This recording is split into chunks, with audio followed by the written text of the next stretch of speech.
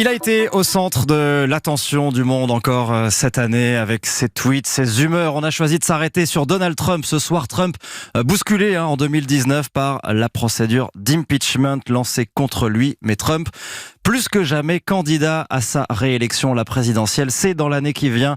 En 2020. Bonsoir Jean-Éric Brana. Bonsoir. Bienvenue dans le studio d'Europe 1. Vous êtes maître de conférence à l'université Panthéon-Assas, spécialiste des États-Unis. Vous venez de publier Joe Biden, le 3e mandat de Barack Obama. C'est chez VA Édition. On parlera de Joe Biden tout à l'heure. Et bonsoir Xavier Yvon.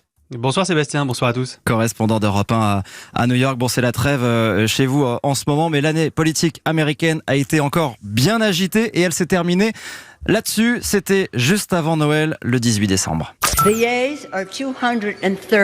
230 pour, 197 contre.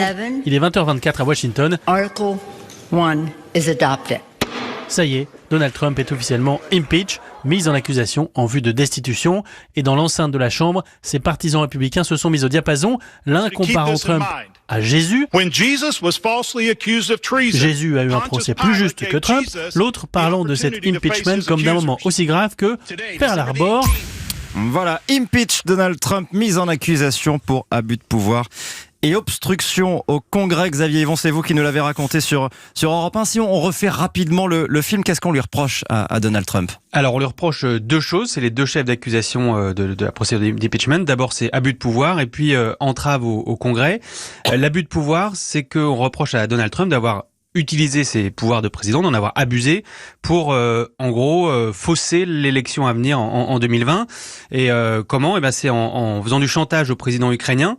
Donald Trump et ses conseillers, notamment Rudy Giuliani, son avocat personnel, sont persuadés que Joe Biden a fait des affaires avec son fils en Ukraine et que, en allant chercher un peu, on va trouver sur lui des choses compromettantes. Et donc, Donald Trump a voulu forcer la main du président ukrainien en lui disant: je t'invite à la Maison-Blanche et je te donne l'aide militaire promise si, en échange, tu annonces publiquement que tu vas enquêter sur la corruption des Biden dans ton pays. Donc c'est ça l'abus de pouvoir qui est reproché à Donald Trump. Et ensuite, une fois que le Congrès et les démocrates ont lancé leur enquête, Donald Trump et la Maison-Blanche a refusé de coopérer, d'envoyer des témoins, des documents, etc. Et ça, c'est l'entrave au Congrès. Donc ce sont les deux chefs d'accusation contre Donald Trump. Et Jean-Éric Brana, c'est donc une conversation téléphonique où Trump demande clairement d'enquêter sur son rival. En réalité, pour élargir un tout petit peu le problème, ça c'est l'épiphénomène, c'est ce qui permet de le faire tomber. Mais on peut rajouter, et je pense que Xavier Yvon sera d'accord avec moi, qu'on lui reproche beaucoup plus à Donald Trump. On lui reproche en réalité d'avoir bousculé le monde. On lui reproche le Muslim ban. On lui reproche le retrait des accords de Paris. On lui reproche le shutdown qui a été le plus long de l'histoire. On lui reproche l'état d'urgence où il s'est arrogé des pouvoirs extraordinaires pour construire ce fameux mur. On lui reproche en réalité de faire ce qu'il veut du haut de l'exécutif, comme s'il était un roi, et de passer par-dessus toutes les règles établies et de ne pas travailler avec ce Congrès. On lui reproche de n'en faire qu'à sa tête, on lui reproche d'être Donald Trump. Et ça dure de... Vous voulez dire que c'est de la politique ? C'est plus que de la politique, puisqu'en réalité, c'est vrai que c'est une querelle qui s'est aggravée au cours du temps, pas simplement comme en politique. Quand on a un shutdown qui dure plusieurs semaines, qu'on a 800 000 fonctionnaires américains qui ne touchent pas de salaire... Le shutdown, c'était l'arrêt des administrations, parce qu'il n'y avait plus de budget. Le budget n'était pas voté. C'était le début de cette année, il ne faut pas l'oublier, c'est pas si loin que ça, parce qu'il se passe tellement de choses aux États-Unis, tellement d'événements qu'on a l'impression que ça date de la nuit des temps, mais pas du tout. Quand il s'arroge l'état d'urgence, tout le monde s'est dit mais il va pas le faire. Et si, justement, il l'a fait. Quand il prend le budget de l'armée pour pouvoir construire son mur, on se dit mais c'est pas possible, il va pas le faire. Sa lecture de la Constitution est tellement particulière, elle est tellement à contre-courant de ce qu'on a l'habitude de commenter, que bien entendu, ceux qui sont dans l'action politique ont dit à un moment trop c'est trop, on ne sert plus à rien en tant que membre du Congrès, il faut arrêter cet homme, sinon jusqu'où irait-il? C'est ça le sens de l'impeachment. Maintenant, on se situe ensuite en politique d'un côté ou de l'autre, ça c'est un autre problème, mais pour les démocrates qui ont voté à la Chambre, c'était tout cela qu'ils avaient en tête au moment où ils ont fait leur vote. Ouais, sauf que Xavier Yvon, on va être très clair, ça n'a aucune chance d'aboutir finalement cette procédure de destitution, et les démocrates le savent très bien. Alors il faut jamais dire jamais, je sais pas si vous vous souvenez du film Fievel et le Nouveau Monde, mais c'est le slogan de ce film de Disney, faut jamais dire jamais, on avait dit jamais pour l'élection de Donald Trump, donc je dirais pas, ça n'a aucune chance d'aboutir, mais oui, en l'état, quand on regarde le rapport de force, comme c'est un processus politique, pour l'instant au Sénat, puisque c'est le Sénat qui va décider de destituer ou non Donald Trump, il faut 2/3 de sénateurs pour destituer un président. Or, avec la majorité républicaine, pour l'instant, les votes n'y sont pas et aucun sénateur républicain n'a montré le moindre signe de faille ou dire voilà, je vais peut-être voter contre Donald Trump. Donc pour l'instant, oui, en l'état, si demain il y a un procès au Sénat, les jurés, qui sont les sénateurs, acquitteront Donald Trump. Et Donald Trump, comment se défend-il dans tout ça? Vous l'avez suivi, Xavier Yvon, en meeting. C'était à Minneapolis au mois d'octobre. 20 000 fans à casquette rouge qui entrent en fusion quand leur idole monte enfin sur l'estrade.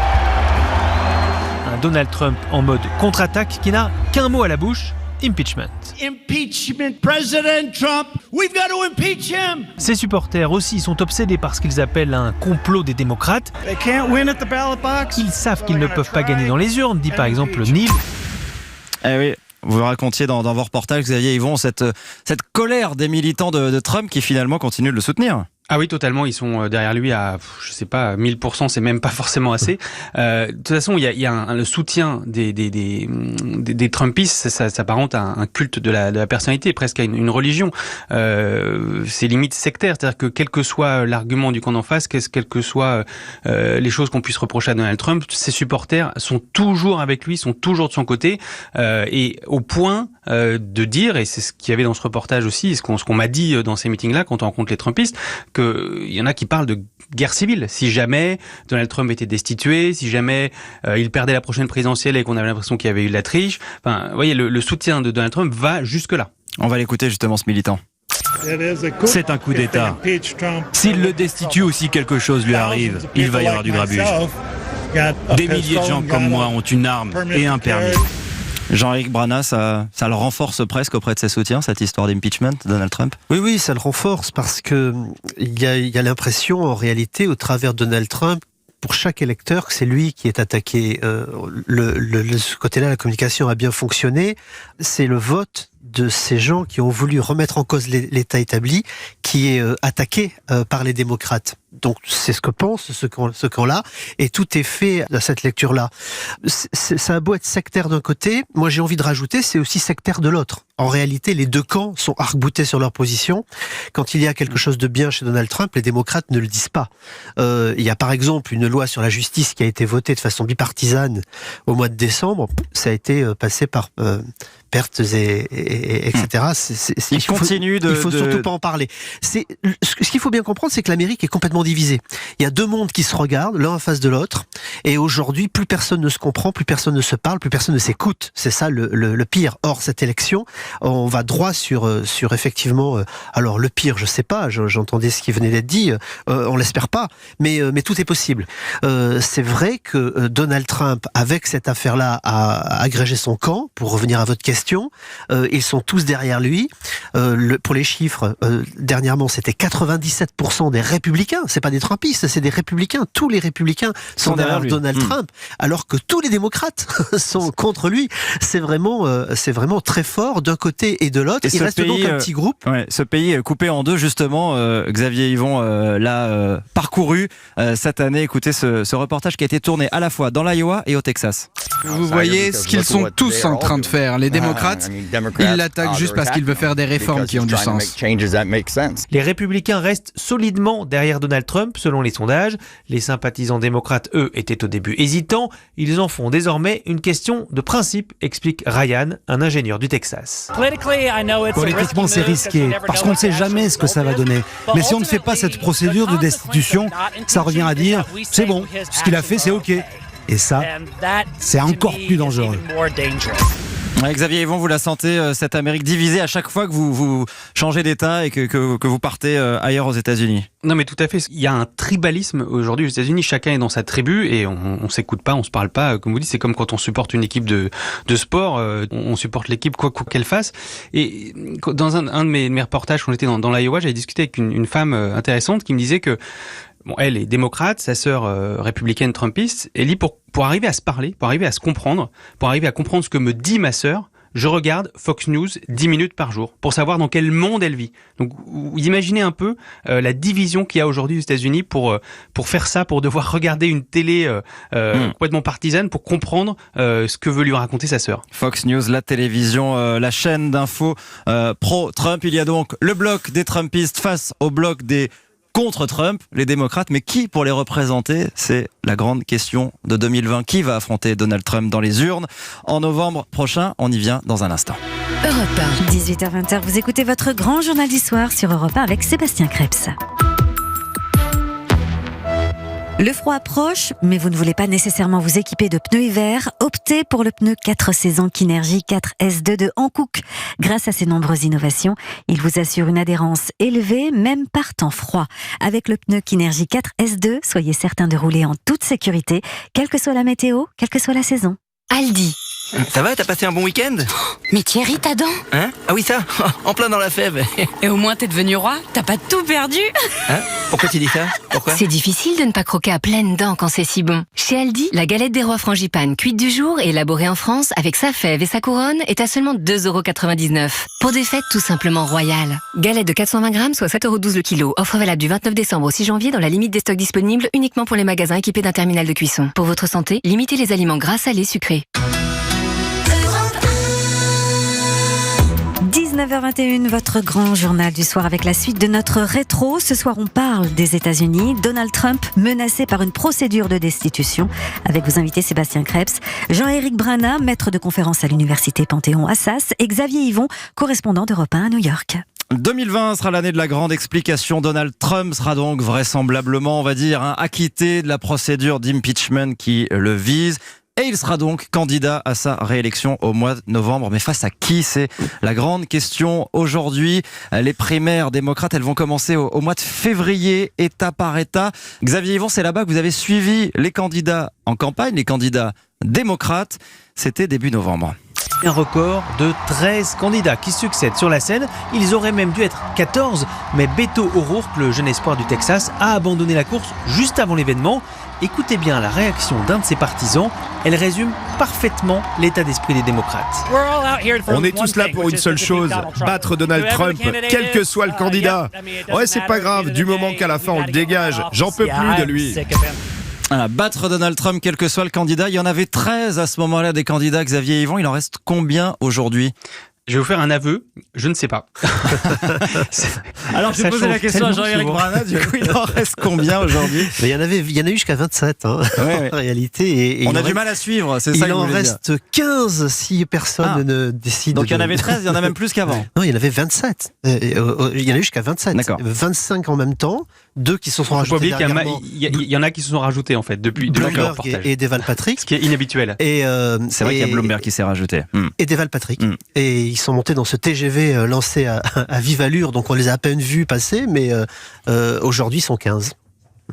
Alors, tous d'accord sur l'objectif, battre Donald Trump, Xavier Yvon, mais avec différentes stratégies. C'est là que se porte tout le débat en vue des primaires. Oui, tout à fait, parce que y a une partie des démocrates qui disent pour battre Donald Trump, il faut absolument reparler à cette Amérique du Midwest qu'on a perdu, l'école bleue. Il faut s'adresser au centre, même à ces républicains modérés qui n'en peuvent plus des outrances de Trump et qui aimeraient bien avoir une alternative. Donc, il faut faire campagne au centre. Ça, c'est ce que dit Joe Biden et ce que dit le jeune Pete Buttigieg. Et puis, vous avez une autre partie du parti qui dit non, mais il faut prendre en compte ce qui s'est passé. L'élection de Donald Trump, c'est un symptôme d'une crise plus grave. Nous n'arrivons pas à répondre aux demandes des Américains pour plus d'égalité, pour un meilleur service de santé. Les Américains n'y arrivent plus, ils n'arrivent plus à bien vivre. Et donc, il faut aller beaucoup plus à gauche. Il faut proposer des choses limite révolutionnaires. Et ça, c'est Elizabeth Warren et Bernie Sanders.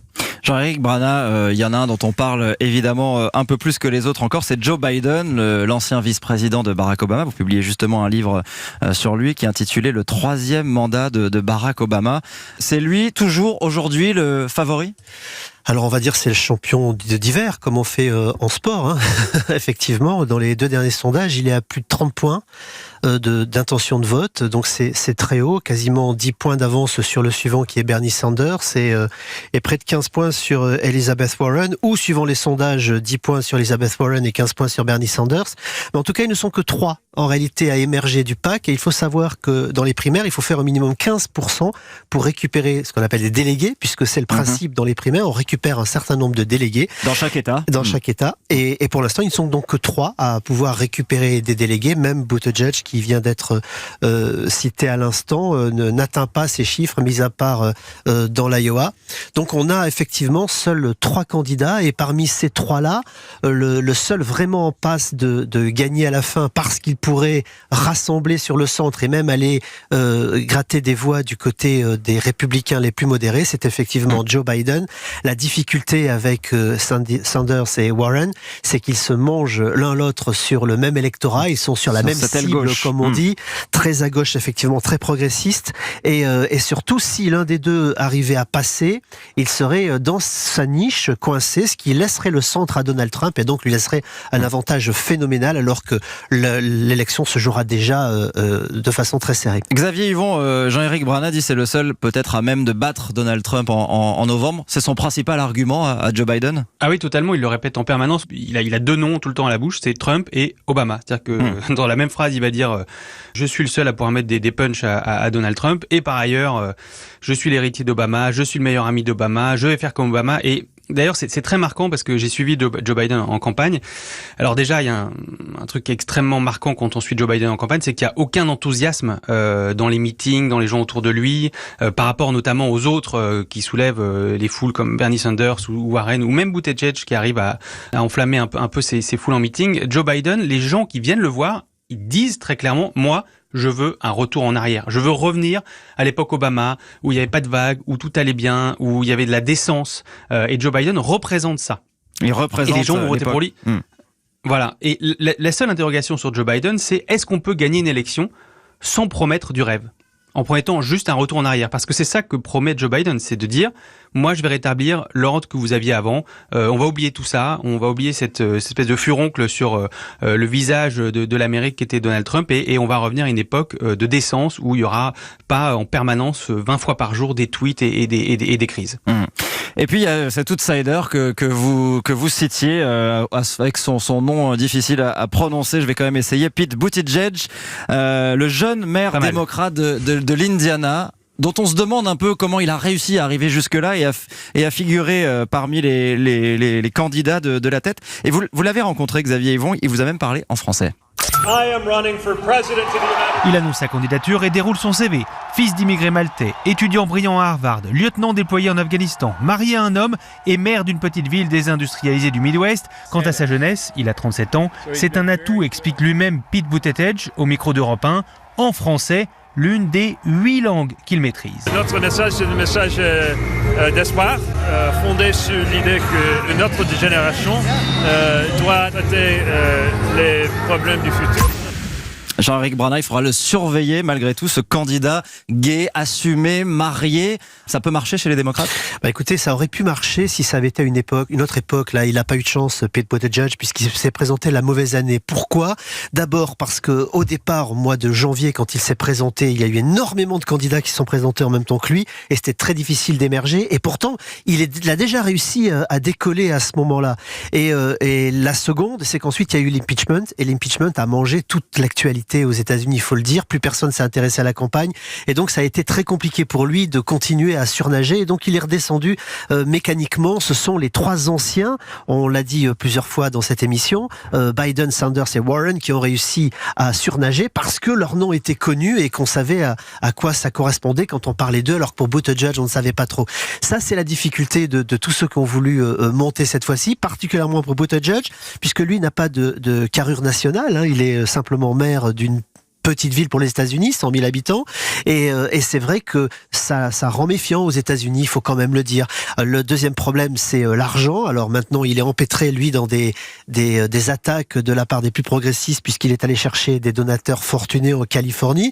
Ça pardonne pas aujourd'hui. Il faut passer par les petits donateurs, faut faire profil bas, faut avoir l'air d'être proche des petites gens. Et ce qu'a fait Buttigieg, c'est essayer de jouer dans la cour des grands sans être un grand. Eh bien, il le paye. Donc, je crois qu'effectivement, ça va être très compliqué pour lui la suite de ces primaires. On verra. Un dernier mot, Xavier Yvon. On voit ces démocrates qui se divisent, qui ont du mal à faire émerger un leader. Tout cela sert Donald Trump pendant ce temps, qui lui déroule sa campagne déjà aujourd'hui. Oui, déjà, et puis depuis des mois, voire depuis qu'il est élu, il continue à faire des meetings. Donc oui, Donald Trump, il est dans sa ligne et il voit qu'en face, pour l'instant, il n'y a pas grand-chose qui peut lui faire peur, même si dans les sondages qui veulent pas dire grand-chose encore aussi loin de l'élection, on voit que dans certains États importants, il est encore battu, par exemple, par Joe Biden, mais avec des marges moins importantes que ce qu'on a eu il y a quelques mois. Et surtout, Donald Trump, en dehors des sondages, il y a d'autres indicateurs qui montrent que il a de fortes chances d'être réélu. C'est que l'économie va très bien, et quand l'économie va très bien, les Américains ont tendance à être conservateurs. Donc, pour l'instant, Donald Trump n'est pas franchement menacé très sérieusement par les démocrates. Il va falloir voir qui sort gagnant de la primaire. Donc Jean-Éric Brunach, je crois que vous avez mis une petite pièce sur Joe Biden. Une grosse pièce. Oui. Il faut voir si c'est Joe Biden. Il faut voir s'il arrivera à aller au-delà de l'argument je suis le seul qui va battre Donald Trump, parce qu'il faut faire sortir les gens. Il faut qu'ils aillent voter. C'est ce qui a manqué à Hillary Clinton. Elle n'a pas soulevé l'enthousiasme. Elle n'a pas fait sortir les minorités, les jeunes pour qu'ils aillent voter. Ce que Trump lui a fait et va sûrement continuer de faire l'année prochaine, c'est-à-dire que Trump il a fait voter. J'en ai rencontré plein depuis 2016. Il a fait voter des gens qui avaient jamais voté de leur vie. Et là, c'est là aussi que ça va jouer en 2020. Il va falloir mobiliser. Et moi, j'ai un petit doute sur Joe Biden. Je ne sais pas s'il va réussir à mobiliser suffisamment de monde pour battre Donald Trump. Eh bien voilà, le débat est lancé. On verra et on suivra ça avec vous, Xavier Yvon. Le calendrier, c'est donc début février, l'Iowa, le premier État qui va voter dans cette primaire. Et puis ensuite, ce sera État par État jusqu'à au mois de mars. On en saura un peu plus. L'élection, le mardi 3 novembre. Et s'il gagnait encore, Donald Trump, c'est le titre d'ailleurs de l'autre ouvrage que vous publiez, Jean-Éric Brunach chez VA Éditions. Merci beaucoup d'être venu ce soir. Je rappelle que vous êtes maître de conférence à l'Université Panthéon-Assas et je remercie Xavier Yvon qui était en ligne avec nous depuis New York. À bientôt Xavier. Merci. À bientôt. Et bonne fin d'année à tous les deux.